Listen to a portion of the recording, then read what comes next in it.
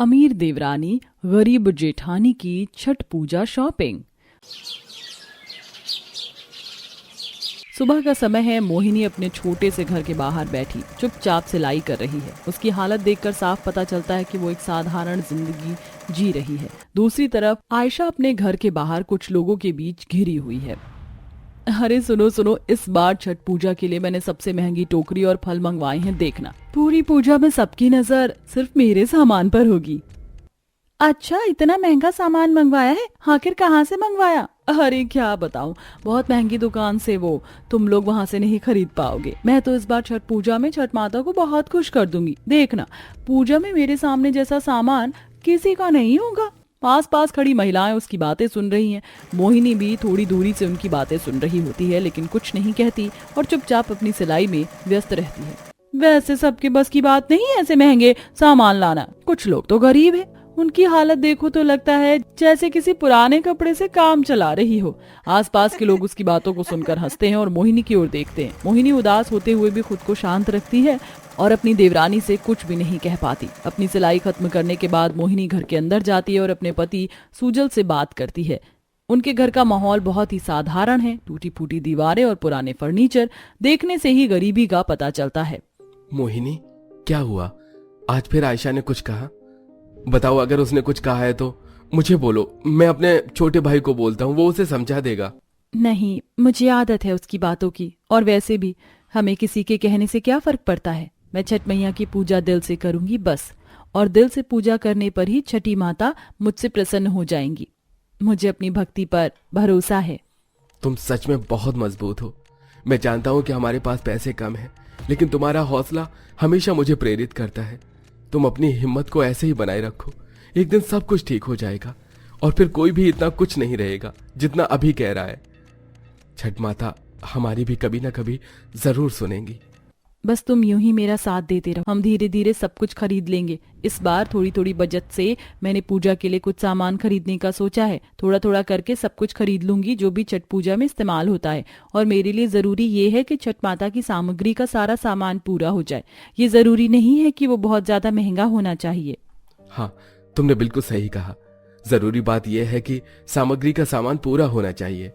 अगले दिन मोहिनी बाजार जाती है। वह अपनी छोटी सी पोटली में पैसे गिनती है और जरूरी चीजें खरीदने लगती है। दूसरी ओर आयशा बाजार में प्रवेश करती है, शानदार कपड़ों में और एक महंगी टोकरी के साथ। उसके हाथ में महंगे शॉपिंग बैग्स होते हैं। भैया, मुझे सबसे महंगे फल, पूजा का सामान और अच्छे कपड़े दिखाओ। इस बार मैं पूरे मोहल्ले में सबसे अच्छा दिखना चाहती हूँ। आखिर छठ पूजा है, मेरे कपड़े सबसे महंगे ही लगने चाहिए। आसपास खड़े लोग उसकी बातें सुनकर उसे देखते हैं। जी मैडम, आपके लिए खास सामान और अच्छे कपड़े महंगे वाले निकालता हूँ। मोहिनी एक किनारे खड़ी ये सब देख रही होती है। वो अपने पास के पैसों से सस्ती टोकरी और साधारण फल खरीदती है। तभी आयशा की नजर उस पर पड़ती है। वह मौके का फायदा उठाते हुए मोहिनी से कहती है, अरे जेठानी जी, ये क्या इतनी सस्ती टोकरी और ये फल? ऐसे कैसे चलेगा आपकी पूजा में? आपको तो मेरे जैसा ही सामान लेना चाहिए था। आपके पास पैसे नहीं हैं। पूजा सच्चे मन से की जाती है देवरानी जी, महंगे सामान से नहीं। सच्चे मन से?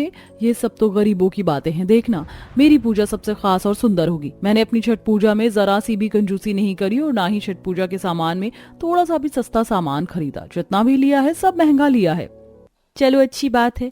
भगवान ने तुम्हें इतना दिया है कि तुम्हें बिल्कुल भी सोचना नहीं पड़ रहा। अच्छे से बनाओ अपनी छठ पूजा। मोहिनी बस इतना कहने के बाद वहां से चली जाती है, लेकिन उसके मन में थोड़ा दुख होता है। रात का समय है। मोहिनी और सुजल पूजा के लिए तैयारियां कर रहे हैं। उनकी टोकरी में कम साधन और सस्ते फल हैं, लेकिन दोनों खुशी से तैयारियों में लगे हुए हैं और सस्ती लाइफ में सामान से ही वह अपनी पूजा की सामग्री को पूरा करते हैं। मोहिनी, मुझे गर्व है तुम पर। तुमने सच्चे दिल से तैयारी की है, यही सबसे बड़ी बात है। तुम ऐसी पत्नी हो जो अपने पति की हर स्थिति में साथ देती हो। भगवान हर जन्म मुझे तुम जैसी ही बीवी दे। लेकिन मैं भगवान से यही दुआ करूंगा कि हर जन्म में तुम्हारी इच्छाओं को पूरा कर सकूं और तुम्हारे लिए एक बहुत अच्छा पति साबित हो सकूं। हाँ, और मुझे भरोसा है कि छठ मैया हमारी श्रद्धा को जरूर स्वीकार करेंगी। हमारी सच्ची भक्ति हमें सफलता दिलाएगी और एक दिन सब कुछ ठीक हो जाएगा। मुझे भी पूरा पूरा भरोसा है। धीरे धीरे समय बीतता है और पूजा का समय आता है। मोहिनी और आयशा दोनों अपनी अपनी टोकरी के साथ गंगा नदी के किनारे पहुंचते हैं। आयशा के पास महंगे फल और रंग बिरंगे कपड़े हैं, जबकि मोहिनी के पास साधारण कपड़े और साधारण पूजा सामग्री, जो उसने ज्यादा महंगे दामों पर नहीं बल्कि बहुत सस्ते दामों पर खरीदा है। अरे देखो, मेरी टोकरी कितनी सुंदर लग रही है, ऐसे ही पूजा की जाती है, सारा सामान एकदम फ्रेश है। लोग उसकी बातें सुनकर उसकी टोकरी की तारीफ करते हैं। मोहिनी ये सब देखकर चुपचाप पूजा करने लगती है और मन ही मन छठ मैया का ध्यान करती है। लेकिन आयशा का सारा ध्यान अपने दिखावे पर होता है और पूजा पर कम ध्यान होता है। पूजा करते समय अचानक आयशा की टोकरी का एक किनारा टूट जाता है और सारे फल पानी में गिर जाते हैं। आयशा घबरा जाती है। अरे नहीं, ये क्या हो गया? मेरी सारी मेहनत और पैसे बर्बाद हो गए। लगता है किसी की काली नजर लगी होगी। खुद तो ऐसा कुछ खरीद नहीं सकते और दूसरों के सामान पर काली नजर लगा देते हैं। देवरानी जी, चिंता मत करो, छठ मैया आपके मन की भक्ति देखती हैं, आपके सामान को नहीं। आप अपना ध्यान लगाओ और छठ मैया से भूल चूक हुई माफी मांगो, सब ठीक होगा। मुझे समझ नहीं आ रहा ये क्यों हुआ। मैंने तो इतनी मेहनत की थी, इतने पैसे खर्च किए थे, कहीं शायद ये मेरी ही गलती तो नहीं। तभी उनकी सास केसरी पास आती है। बेटा, पूजा का मतलब सिर्फ दिखावा नहीं होता, सच्चे मन से की गई भक्ति ही असली पूजा है। तुमने हमेशा छठ पूजा का दिखावा ही किया है। आज पड़ोस में लोगों को अपने सामान के बारे में बताया, यहाँ तक कि ये भी कहा कि तुम्हारी सास पैसों के चलते तुम्हारे पास रहती है, जबकि ऐसा नहीं है। मेरी बड़ी बहू भी अभी मुश्किल दिनों से गुजर रही है, बस इसी के चलते मैं तुम्हारे पास रहती हूँ कि कहीं उसके ऊपर बोझ ना बन जाऊं। लेकिन देखा जाए तो बड़ी बहू ने बहुत ही श्रद्धा और मन लगाकर छठ मैया की पूजा की है।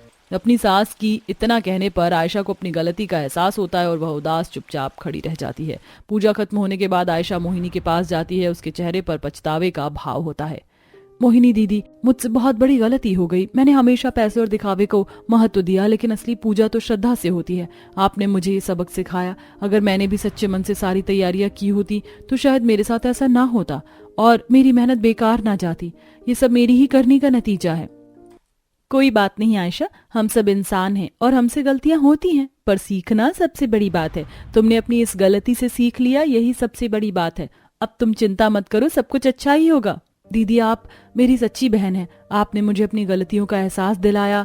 अब से मैं दिखावे को छोड़कर सच्चे दिल से पूजा करूंगी और अगले साल छठ मैया की पूजा आने का दोबारा से इंतजार करूंगी और दोबारा ऐसी गलती नहीं करूंगी।